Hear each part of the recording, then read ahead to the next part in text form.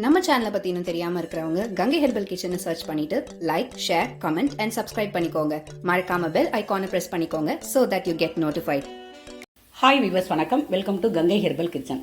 இன்றைக்கி கங்கை ஹெர்பல் கிச்சனில் என்ன சமையல், என்ன டிஃபன் அப்படின்னு பார்த்தீங்கன்னா, டிஃபன் வந்து இட்லி தாங்க போட போகிறேன். இட்லி இல்லைன்னா சிறுதானிய கஞ்சி கேட்டுட்டு பண்ணணும். 6:30 ஆகுது, ஓகேங்களா? 6:30. இது வந்து தூயமல்லி அரிசி சாதம், அதாவது சாதா சாப்பாடு மாதிரி தான் இருக்கும். சில பேர் கேட்குறாங்க, நீங்கள் போடுறீங்க நைட்டு ஊற வைக்கிறீங்க பாரம்பரியமான அரிசி, இந்த கவுனி அரிசிலாம் காலையில் வந்து 8 to 10 விசில் விட்றீங்கன்னு. ஆமாம், அப்படி விட்டால் தான் அது வேகும். வேகாமல் சாப்பிடக்கூடாது, அது ஊற வச்சாதான் அந்த மாதிரி தான் சாப்பிட்ணும். அதாவது சில பொருட்களில் அப்படி தான் சாப்பிடணும்னு ஒரு முறை இருக்கு இல்லையா? எனக்கு சொல்லி கொடுத்தது அப்படி தான், சரிங்களா? அதுதான் நான் உங்கள்கிட்ட பதிவு பண்ணுறேன். இப்போ தூயமல்லி அரிசி வந்து நாங்கள் இப்போ தான் ஃபாலோ பண்ணுறோன்னு நினைக்கிறவங்களுக்கு இது வித்தியாசம் இருக்காது. நல்லா இருக்குங்க, டேஸ்ட்டாக இருக்கும், சூப்பராக இருக்கும். அதாவது கண்டுபிடிக்க முடியாது, ஆனால் சாப்பிட்றதுக்கு சாப்பிட்டா கண்டுபிடிச்சிடலாம், தெரியும். அதனால் தூயமல்லி அரிசி ஃபஸ்ட்டு வந்து ஃபாலோ பண்ணுங்கள். ஆனால் வந்து 1 கிலோ வந்து 90 ருபீஸுங்க நான் வாங்குகிற இடத்துல. சிலது 100, 110லாம் இருக்குது. நீங்கள் பார்த்து அதை வாங்கிக்கோங்க. முதல்ல என்ன பண்ணுங்கள், முடியுன்றவங்க டெய்லியுமே ஃபாலோ பண்ணி பாருங்கள். ஒரு 1 மந்த்து ஃபாலோ பண்ணி பாருங்கள். முடியாது அப்படின்றவங்க வாரத்தில் 1 நாளோ 2 நாளோ ஃபாலோ பண்ணி பாருங்கள், சரிங்களா? அப்படின்னா இன்னொரு ஆப்ஷன் கூட எடுத்துக்கலாம். அபவ் 40க்கு மேலே இருக்கிறவங்க, டயபெட்டிக் இருக்குது அப்படின்றவங்க நீங்கள் என்ன பண்ணலாம், டெய்லியுமே எடுத்துக்கோங்க.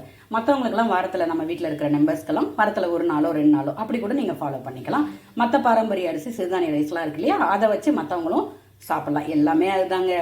சிறுதானியம் மட்டும் என்னங்க 120, 140, 160 இந்த லெவலில் தான் இருக்குது, ஓகேங்களா? நம்ம ஜங்க் ஃபுட்டை அவாய்ட் பண்ணிவிட்டு கண்டிப்பாக இந்த ஃபுட்டை ஃபாலோ பண்ணலாமான்னு கேட்டிங்கன்னா என்னையை பொறுத்தளவிலும் ஃபாலோ பண்ணலாம். இப்போ ஜங்க் ஃபுட் வந்து நம்ம இந்த கேக்கு, இந்த சாக்லேட் இதெல்லாம் என்னத்துன்னு எனக்கு ஒன்றும் புரியலைங்க. தேடி பாருங்கள். அதாவது ஹெக்டேன்னு ஒரு டாக்டர் இருக்கார். அவர் வந்து ரொம்ப ரிசர்ச் ஃபீல்டில் அப்படிலாம் இருக்கார். அவரோட வீடியோஸ் எல்லாம் பாருங்கள். அவரோட பதிவுகள்லாம் நிறைய இருக்குது. அப்போல்லாம் தெரிஞ்சுக்கிறதுக்கான வாய்ப்பு இல்லை. அவெல்லாம் எவ்வளோ ஒரு அருமையான ஒரு இதை கொடுக்குறாரு பாருங்கள். நம்ம எல்லாருமே சுற்றி வர்றது என்ன தெரியுமாங்க, நம்ம உணவு தான். நீங்கள் ஃபாலோ பண்ணி பாருங்கள். ஃபாலோ பண்ணி பார்த்துட்டு எனக்கு கமெண்ட் பண்ணுங்கள். இது வந்து சுண்டல், கருப்பு கொண்டக்கடலை சுண்டல் வேக வச்சுட்டேன். கடுகு, பெருங்காயம், கருவேப்பிலை போட்டு தாளிச்சிட்டேன். வேணும்னா இதில் கேரட்டு, பீன்ஸ் எல்லாம் குடமிளகா குட்டி குட்டியாக அரிஞ்சிட்டு வதக்கிட்டு கூட நம்ம எதுவும் கடையில் விற்கிற மசாலாஸ் எதுவும் ஆட் பண்ணாமல் வீட்டில் வச்சுருக்க நம்ம சாம்பார் பொடி, தனியா பொடி, மஞ்சள் பொடி போட்டு பெருங்காயம் போட்டு சாட்டை பண்ணி இந்த சுண்டல் எடுத்து கொட்டினீங்கன்னா சூப்பராக இருக்கும். வெஜிடபிள் சுண்டல், ஓகேங்களா? அருமையாக இருக்கும். அதுவும் நம்ம 1 கப்பு எடுத்துக்கலாம். ட்ரை பண்ணி பாருங்கள். இது வந்து பாலக்கீரை கூட்டு. நம்ம கூட்டு வீடியோ வந்து ஒன்றா, அதாவது பிகினர்ஸ் இப்போ தான் சமைக்கிறாங்க, சமைக்க தெரியல அப்படின்றவங்களுக்காகவும், பேச்சலருக்காகவும், இல்லை இந்த உணவு நம்ம சமைச்சு கற்றுக்கணும்னு நினைக்கிறவங்களுக்காகவும் என்னை கேட்டதுக்காக நான் போட்டிருக்கேன். கீரையில் எந்த வகை கூட்டாக இருந்தாலும், காயில் இருந்தாலும் எப்படி பண்ணணுன்றத வீடியோ கொடுத்துருக்கேன். வேணுன்றவங்க செக் பண்ணி பாருங்கள். இது வந்து பாலக்கீரை கூட்டு. எல்லா கீரையும் ஒரே மாதிரி தான். ஆனால் நம்ம தோரம்பருப்பா பாசிப்பருப்பான்றது அவங்கவுங்களுடைய முடிவு. நான் எப்பயுமே தோரம்பருப்பு தான் யூஸ் பண்ணுவேன். எங்கள் ஃபேமிலியில் அதுதான் பழக்கம். அதாவது ஒரு பழக்கம்னு வந்துட்டாக்கா நம்ம வீட்டில் எப்படி ஃபாலோ பண்ணமோ அதே பழக்கத்துக்கு தான் நாங்கள் வருவோம். அது எல்லாரோடதும் அப்படி தான். அதனால் நீங்கள் அந்த மாதிரி பண்ணிக்கோங்க, சரியா? அது வந்து அவங்களுடைய சுதந்திரம். சாப்பாடு என்பது நாம் என்ன சாப்பிடணும்னு முடிவு பண்ணுறது அவங்கவுங்களுடையது. நம்ம வந்து அதில் இது பண்ணக்கூடாது. இப்படி சாப்பிட்டா நல்லது அப்படின்றத பதிவு பண்ணலாம், சரிங்களா? இது வந்து பாலக்கீரை கூட்டு. இது ரெசிபி நம்ம வீடியோவில் போட்டிருக்கேன். வேணுன்றவங்க செக் பண்ணி பாருங்கள். இது வந்து கரணக்கிழங்கு, சட்டிக்கரணன்னு சொல்லுவோம் இல்லையா, அந்த கரணக்கிழங்கு வறுவல். அதாவது இந்த கரணக்கிழங்கு என்ன பண்ணணும், வாங்கிட்டு ஒரு 1 வீக் வச்சுடுங்க. அதான் நமைக்கும். இப்போ தான் ஸ்டார்ட் ஆகுது இல்லைங்களா? இப்போ பார்த்தீங்கன்னா மரவள்ளி கிழங்கு, இந்த மாதிரி கிழங்கு ஐட்டம்லாம் இப்போ தான் சீசன். அதனால் நம்ம அதாவது சூப்பராக இருக்குங்க நம்ம ஊர் பக்கம்லாம். அதாவது திருக்கனூர்னு ஒரு ஊர், அந்த மதுரைப்பாக்கம், திருக்கனூர், ராதாபுரம் அங்கேருந்துலாம் வருங்க அந்த கிழங்கு. நாங்கள் வாங்கி ஒரு பீரோ நிறைய அடுக்கி வச்சுருப்பாரு எங்கள் அப்பா. அப்பப்போ எடுத்து, ஆனால் வீணாக போகாதுங்க. அதாவது லைனாக வச்சிடணும், கீழே வச்சா அது போட்டு கிடக்கும். அப்போ தான் வந்து டேஸ்ட் இருக்கும், அந்த அரிப்புத்தன்மைலாம் இருக்காது, ஓகேங்களா? இப்போ அந்த மாதிரி பண்ண முடியல, நம்ம சென்னையில் இருக்கோன்றதுனால நீங்கள் என்ன பண்ணுங்க, வாங்கிட்டு ஒரு 4-5 நாள் வச்சுடுங்க. வச்சுட்டு அதுக்கப்புறம் அரிஞ்சு புளி போட்டு வேக வைங்க. அப்படி புளியாந்தழை கிடைக்குதுன்ற பட்சத்தில் புளியாந்தழை போட்டு வேக வச்சுட்டு அப்புறம் அதை எடுத்துட்டு நீங்கள் ஃப்ரை பண்ணிக்கோங்க. நம்ம வீட்டில் வச்சுருக்க சாம்பார் பொடி, மிளகாய் பொடி, மஞ்சத்தூள், அதாவது சாம்பார் பொடி, தனியாத்தூள், மஞ்சள் பொடி, உப்பு இதாங்க போட்டு அப்படியே நீங்கள் ஃப்ரை பண்ணி எடுத்துட்டிங்கன்னா, கொஞ்சம் பெரட்டுற வரைக்கும் வேகமாக வைங்க. அதுக்கப்புறம் சிம்மில் வச்சு பெரட்டி எடுத்திங்கன்னா சூப்பராக இருக்குங்க.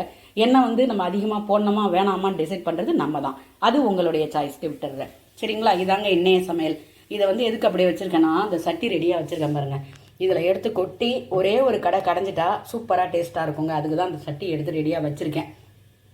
கீரை கடையிற சட்டி மட்டும் இந்த மாதிரி பார்த்து வாங்கிக்கோங்க. அந்த கோடு கோடாக உள்ளே இருக்குது பார்த்தீங்களா, அந்த மாதிரி வாங்கிக்கோங்க. அதாவது நல்ல வெந்த சட்டியாக கேளுங்க, ஓகேங்களா. நான் இங்கே வாங்கினேன், ஆனால் ஸ்மெல் நல்லாவே இல்லை. இது வந்து நான் திருக்கோயிலூரில் வாங்கினேங்க. இந்த பொங்கலுக்கு போன தடவை பார்த்தேன், சின்ன சின்ன சட்டிலாம் இல்லை. இந்த முறை கண்டிப்பாக போனேன்னா அந்த சட்டி வாங்கிட்டு வந்து வைக்கணுங்க. அதாவது எந்த பாத்திரத்தை சமைச்சாலும் சட்டியில் சமைக்கிறதுக்கு ஈடாகாதுங்க. அது டேஸ்ட்டெல்லாம் சூப்பராக இருக்குங்க. என்னோடய சட்டிலாம் நீங்கள் பார்த்துருப்பீங்க, பழைய வீடியோஸில் பாருங்களேன். எல்லாமே ஒரு மாதிரி கீரல் விட்டு போச்சு, உள்ளே விண்டு போச்சு. ஆனால் அந்த திருக்கோயிலூரில் நம்ம ஊர் பக்கம் வாங்குறது மட்டும் அந்த மாதிரி ஆக மாட்டேங்குது. அதை நான் கேட்டால் என்ன சொல்கிறாங்கன்னா, இந்த மாதிரி நல்லா வேக வைக்கணும். இப்போ இருக்கிறதெல்லாம் பார்த்தீங்கன்னா அப்படியே சிகப்பாக அந்த கலராகவே இருக்குது, அதனால் இங்கே வாங்க வேண்டான்ட்டாங்க. ஆனால் நான் வாங்கலை. இப்போ இந்த கீரையை எடுத்து அந்த சட்டியில் ஊற்றி ஒரே ஒரு கடைஞ்சிட்டு வச்சிட்டோம்னாக்கா சுட சுட சாதத்தோட நெய் விட்டு பிசைஞ்சு சாப்பிட்டு பாருங்கள். சும்மா இன்னும் ஒரு பிடி சாப்பிட்லாமான்னு இருக்கும். ட்ரை பண்ணி பாருங்கள். ட்ரை பண்ணி பார்த்துட்டு உங்கள் பதிவை சொல்லுங்கள். புரோட்டீன் சத்துக்கள், ஃபைபர் சத்துக்கள்லாம் நிறைஞ்ச மாதிரி காய்கறி, பழங்கள், உணவுகளை நீங்கள் உணவில் எடுத்துக்கோங்க. கார்போஹைட்ரேட்டோட அளவு குறைச்சிக்கோங்க. அதனால் கார்போஹைட்ரேட் அளவும் நமக்கு தேவை, ஓகேங்களா. அது இல்லாமல் இருக்கக்கூடாது. ஃபாலோ பண்ணி பார்த்துட்டு உங்கள் பதிவை சொல்லுங்கள். நன்றி.